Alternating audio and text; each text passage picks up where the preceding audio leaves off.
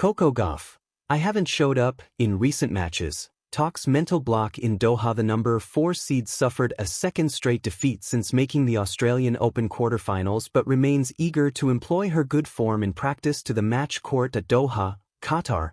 Coco Gauff was largely in good spirits despite a 6-4, 6-2 defeat to Elisabetta Cocciaretto at the Qatar TotalEnergies Open on Tuesday. The number 4 seed going 0-2 since reaching the Australian Open quarterfinals last month.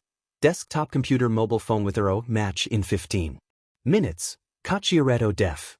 Gauff, Doha 2R. I just feel like I haven't showed up with my best level the last few matches, Gauff said to open her post-match mixed zone. I'm just looking to find that again.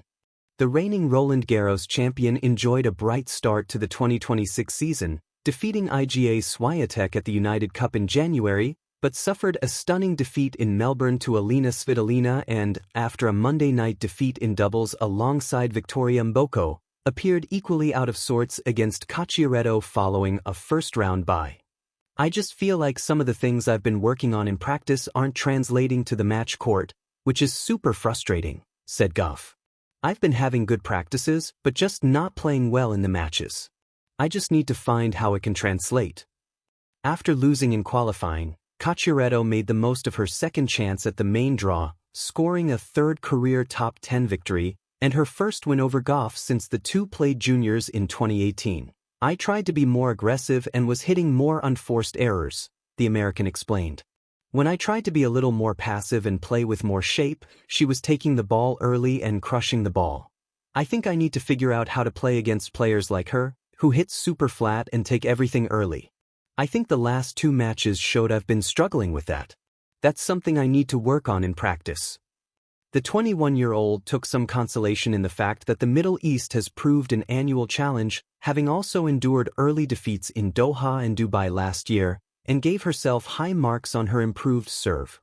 Today, with only 3 double faults, that's positive, and same with the matches I had in Australia, Gauff said.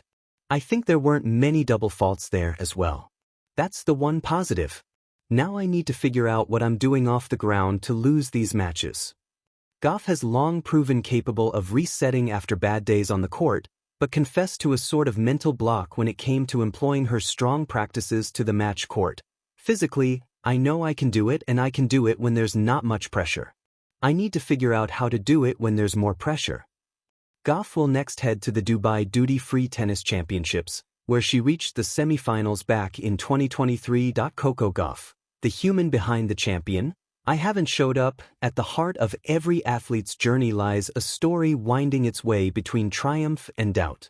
For Coco Gauff, that story, at this moment, carries a rare and humbling chapter, one in which the world's biggest stages have spotlighted not only her tremendous abilities but also her very human vulnerability.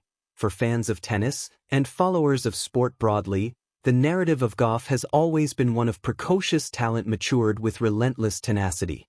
From her breakthrough as a teenage sensation defeating Venus Williams at Wimbledon to becoming a multiple Grand Slam champion, she has been cast as something close to tennis royalty.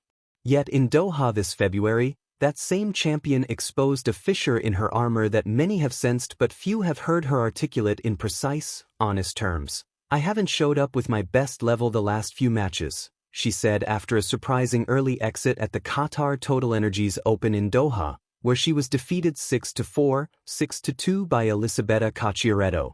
This remark wasn't a throwaway, it was a moment of truth.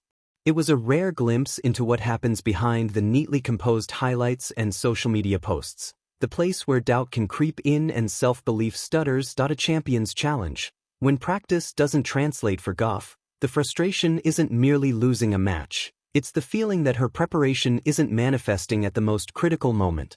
I just feel like some of the things I've been working on in practice aren't translating to the match court, she explained after the Doha defeat, echoing a sentiment that feels almost existential for an elite athlete. This isn't a technical issue alone, though there are technical elements at play. Observers noted that Gauff struggled particularly on her serve and forehand during the Doha match, areas where she normally exerts dominance but which appeared patchy and inconsistent under competition conditions. But the deeper concern for Gauff seems to be psychological. the disconnect between training and performance. Practicing with precision, with power, with rhythm, then arriving at a match and feeling as if that preparation evaporates, can unsettle even the best. It's not the first time Gauff has acknowledged this kind of tension. Throughout her career, mental resilience has been one of her strongest traits, and often one of her biggest hurdles. Tennis is a sport that acts as a mirror. It reflects not only your physical skill but also your mental state. In the moments when confidence wanes, matches tend to become battlegrounds of doubt and hesitation rather than technique and strategy. Beyond Doha, a pattern or a phase, it would be easy to paint Doha as an isolated misstep. Yet, viewed in context, this phase of Gauff's season shows a pattern that points more to a transitional stretch than a mere blip. She arrived in Doha after a strong showing at the Australian Open, where she reached the quarterfinals, a respectable result, but one that may have come with its own emotional and physical toll. Before that, Gauff had thrilled fans with an impressive victory over Iga Swiatek at the United Cup, a moment that suggested she was peaking early in the season. But following that high came a tougher reality, a stunning loss to Alina Svitolina in Melbourne and then another early defeat in Doha. These results leave one wondering, is this just an uneven patch in a long season, or is there something deeper at play? Gauff herself doesn't offer excuses, only honesty. She talks about pressure. I know I can do it when there's not much pressure. I need to figure out how to do it when there's more pressure. That admission is revealing. It strikes at the core of elite sport.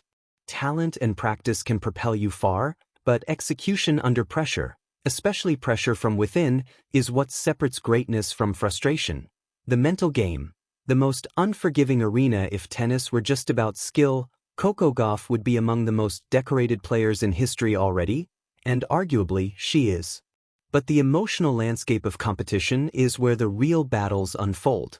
In this arena, the opponent is often less tangible, a whisper of doubt, a shadow of past mistakes, a fear of not living up to expectations. What makes Gauff's situation compelling isn't the losses themselves, it's her recognition of the internal struggle. I'm just looking to find that again, she said in Doha about her best level, and she's not alone.